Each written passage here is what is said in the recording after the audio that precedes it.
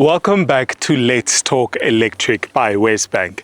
I'm your host, Papi Mabele, where on this show we take a closer look at the world of new energy and electric vehicles. It's our first episode of 2026, and the landscape of South African mobility is shifting faster than ever. In 2026, we aren't just talking about the future, but we're living it. And with that out of the way, let's take a closer look at what's coming up on this episode. In this episode, we focus in on the exciting models launching in South Africa in 2026, alongside expert commentary from Declan Jones, who's the head of vehicle ecosystem development at WesBank. 2026 is the year where we stop talking potential and start zooming in at the actual output. This year, we're seeing a massive influx of new energy vehicles that not just only rival their internal combustion ancestors, but they actually outperform them.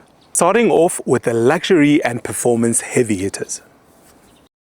This is the Volvo ES90. The flagship electric sedan that's a powerhouse. It delivers up to 245 kilowatts and 480 newton meters of torque. It is built for the long haul with an estimated range of up to 755 kilometers on a single charge. And launching in Q3 is the Volvo EX60.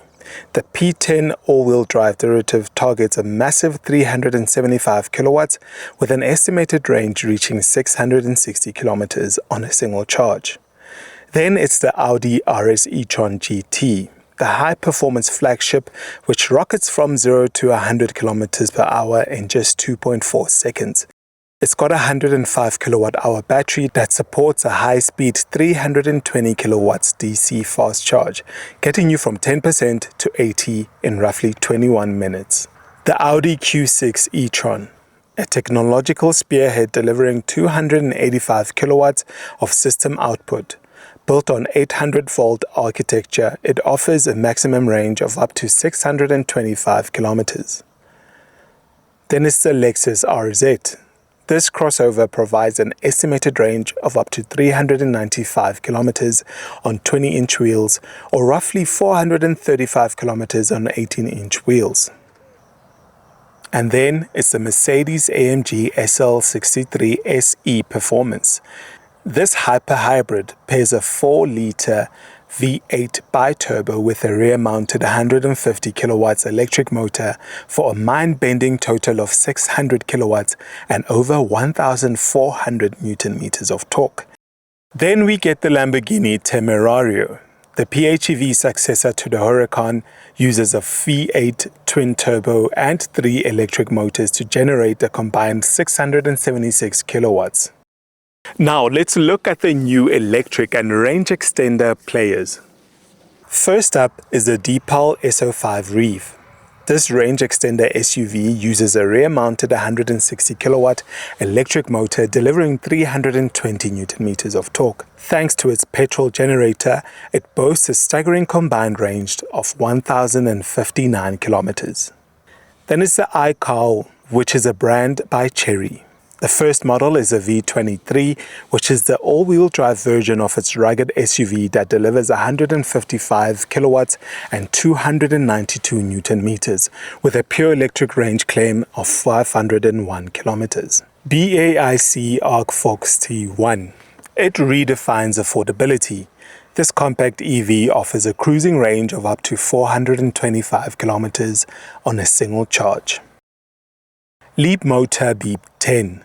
This compact electric SUV is ready to push the agenda with a range reaching up to 516 kilometers.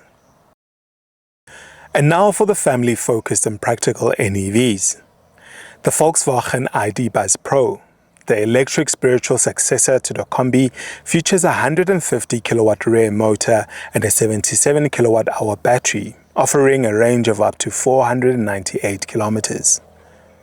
The Toyota BZ4X, the dual-motor model, produces enough punch to hit 0 to 100 in 5.1 seconds with a range of up to 573 kilometers.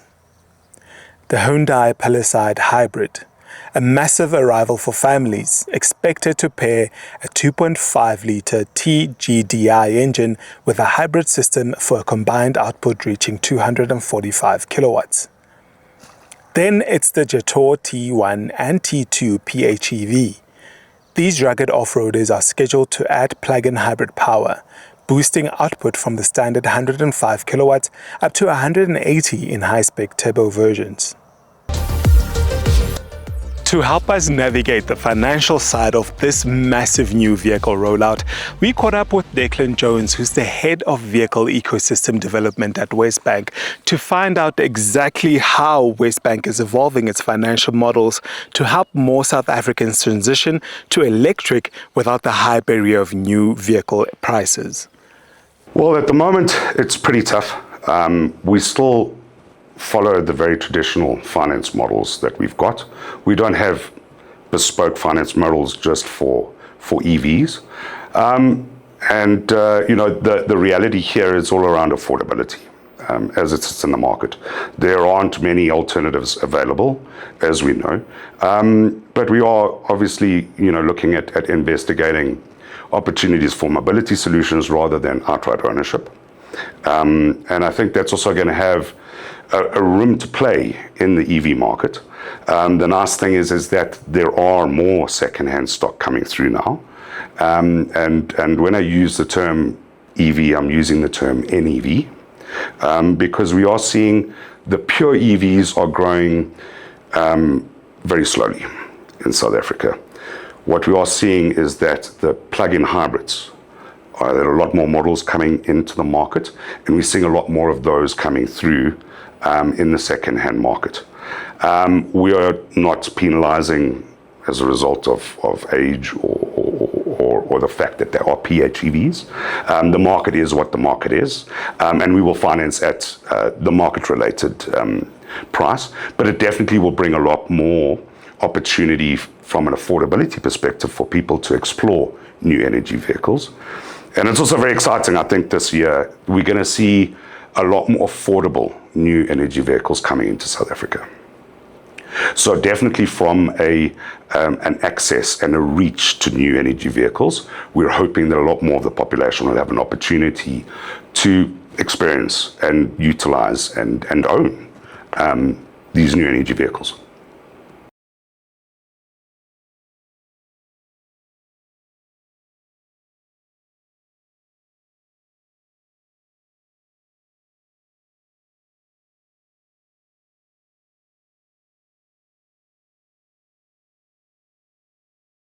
We are seeing some trends, less so on the solar side of it, but more around the actual physical charges itself.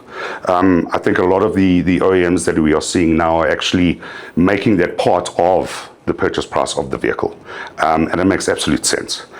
So inadvertently, we will finance those components as it forms part of the vehicles.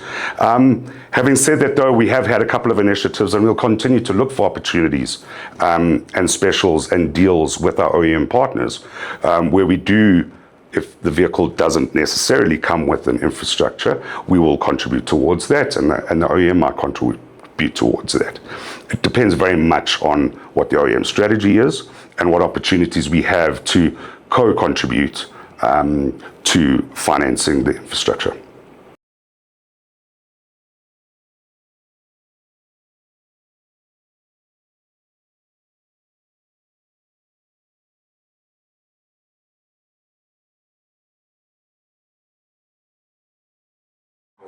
So I think definitely it's this continued rise in plug-in hybrid vehicles. I think people's mindsets are shifting, and that's always been the biggest challenge, is shifting people's mindsets. We've got, if you compare us to many countries in the world, ratio of infrastructure charges to actual vehicles on the road, we have one of the best in the world, interestingly enough.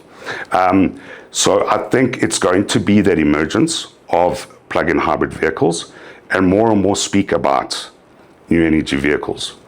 What is very heartening for me is while it does increase a lot of the competition in the market, the new entrants that are coming into the market are also going to bring in a lot more affordable in new energy vehicles. And I think the challenge historically was to sit and say, which racehorse do we back? Do we back the full EV or do we back the PHEV? And I think for the new entrants in particular, and a lot of our traditional brands, they're finding place for both. And I think it's no longer an either or. I think there is place for both. And I think a lot of the participants are learning that. Lastly, I'm quite curious to find out which NEV model is Declan most excited about. Can't get specific given our strategies, but I do know there are a good number of them coming out. My excitement is for the more affordable priced ones. I think South Africans are used to having behemoths of vehicles, and I think this trend of a more versatile city runner in a NEV world, which makes a lot more sense affordably from a total cost of ownership, is where I'm backing and where I'm looking forward to. So I can't be specific given all our relationships, but I do think the more affordable ones coming in is the ones I'm going to back. And once again, as I always say, buy within your means, please. Understand what the total cost of ownership is, and drive an affordable vehicle. And I do think what's coming this year are going to be some great options across the board. With that, it's clear that 2026 is the year where the ecosystem finally catches up to potential. And to you, our viewers, remember that the electric future is not a destination, but a journey that we're taking together. And that signals the end of our episode. But before we let you go, please make sure that you are subscribed to the WesBank channel so that you're the first one to know as soon as we release the latest content. And please leave your feedback in that comment section and make sure that you share this with your friends and family. But from me, your host, Papi Mabele, thank you so much for watching.